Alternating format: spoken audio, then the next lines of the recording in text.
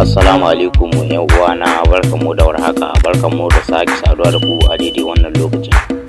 Idan wannan shine zuwanka na farko a wannan channel din namu,